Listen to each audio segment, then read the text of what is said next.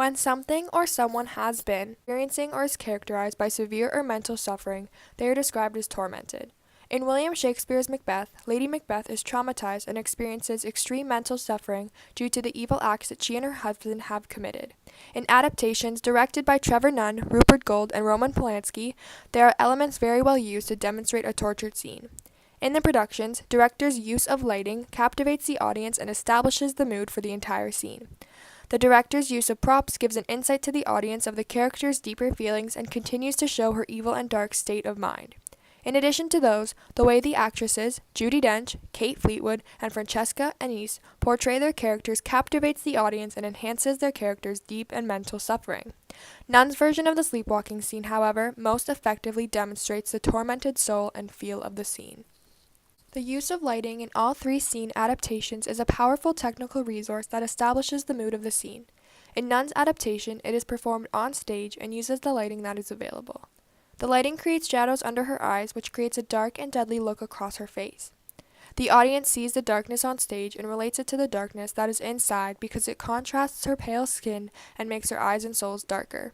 It creates a reflection in her eyes that make them look blank, demonstrating she's not thinking about anything.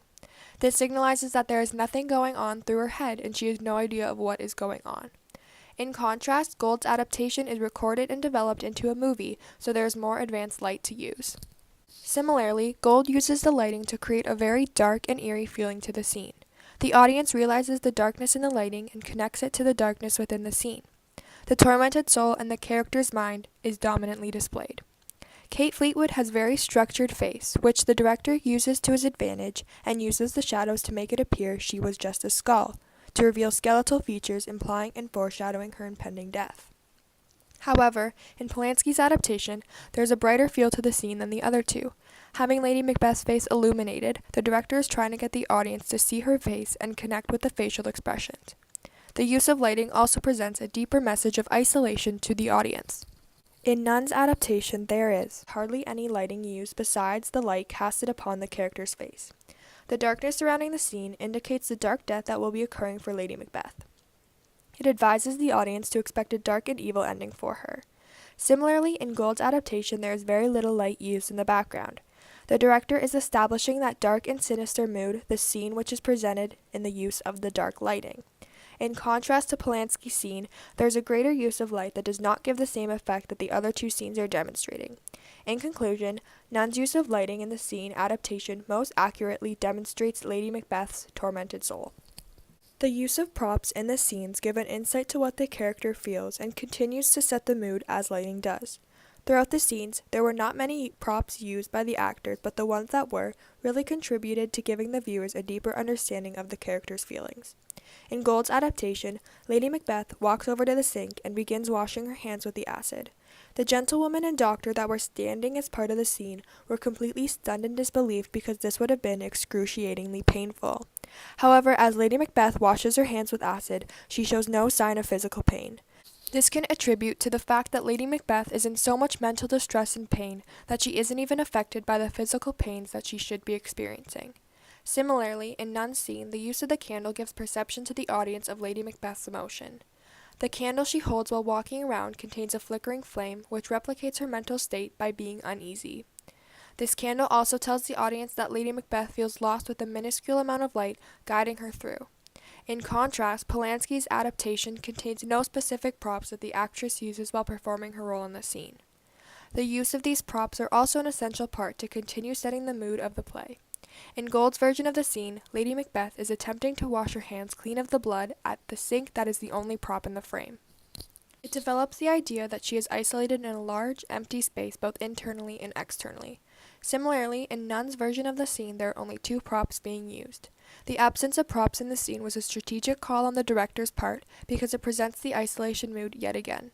However, in Polanski's version, it contains many background props that are shown in the frame. It does not give the same idea of isolation compared to the others. In conclusion, Gould most effectively used props to enhance the audience and set the mood of the play. The performance done by the actresses really captivates the audience using nonverbal cues and a unique way of speaking to develop their characters. Nonverbal cues are an essential aspect of the scene because it gives the audience a visual of the emotions the character is going through. In Nunn's adaptation of the scene, Judi Dench uses countless nonverbal cues which enhance the deep pain that her character is experiencing. Throughout the entire scene, it looks as if she's trying to say something but cannot formulate the words. She is mumbling under her breath, but no one can make out what she is trying to say. This tells the audience that Lady Macbeth needs to say something, or in this case, confess, but cannot find the right words to do so. This tells the audience that she is scared or experiencing great turmoil and pain, causing the scene to have an obvious tortured feel to it. Likewise, in Gould's scene, Kate Fleetwood has a very blank and dark stare throughout the scene. By doing this, it shows that Lady Macbeth's soul has been possessed by something dark and evil. The actor shows no realization to the other people in the scene and does not acknowledge them at all. Lady Macbeth's soul has been taken over by this evil spirit and has consumed her every thought and action. The idea of a tormented soul is very well demonstrated through these nonverbal cues. Similarly, in Polanski's scene, Francesca Anise has abnormally shaky hands which could symbolize the deeper uneasiness of her mind. Her mind is unstable and confused about everything that is going on, and most significantly, shakiness displays fear. The viewer can tell this woman is petrified by the nonverbal cues that are used. The actresses use their voice to their advantage as well to demonstrate the tormented souls inside them. Dench uses her voice to give the effect of a whisper-like tone as if she's only talking to herself. Her voice is shaking, showing fear, and she makes these little unusual noises as the scene continues. These noises appear as if they are not from this world anymore, if a tormented soul that has been through hell and back. This tells the audience that she really isn't there anymore and she's extremely scared. She is talking to herself because she's the only one that truly knows what's going on inside her. The scream that is let out in the end of the scene is terrifying and really shows the intensity of the mental pain that is occurring inside her. Similarly, in Gould's adaptation, Kate's speaking techniques captivate the audience by having them empathize to the amount of pain that is suspended in her voice. As she talks, she goes from whispering to yelling, then back to whispering very quickly, as if she's talking to different voices inside her head. This allows the audience to realize the different voices and that she's not mentally well. The change in yelling to whispering also shows that her mind is all over the place and cannot hold on to one specific thought for longer than a minute. Similarly, in Polanski's adaptation, Anise uses her voice to show fear and extreme mental suffering by trembling. This actor doesn't do as well of a job as Dench or Atwood, but still manages to showcase the fear in her voice. In conclusion, Judi Dench most effectively shows a tormented soul throughout her performance. All of the adaptations of the memorable sleepwalking scene use lighting, props, and actresses' performance to enhance the ability of the viewer to deeply understand the feelings behind the faces. However, it is Trevor Nunn's adaptation of the scene that appears to be the most tormented. Rupert Goold does an outstanding job at using the lighting to highlight Kate Fleetwood's unique facial features, and his strategic use of props throughout the scene really enhances the deep darkness underlying the scene. In addition, Fleetwood's capability of using her voice to vocalize such deep feelings of distress and fear through Lady Macbeth is highly talented. Roman Polanski presents a more childlike and pitiful version of Lady Macbeth, using the lighting to create a brighter feel and the presence of props to not make it feel so isolated. Francesca Anise's performance of Lady Macbeth was highly impressive due to the nonverbal cues and talented speaking methods. However, these two scenes do not compare to Trevor Nunn's recreation of the scene.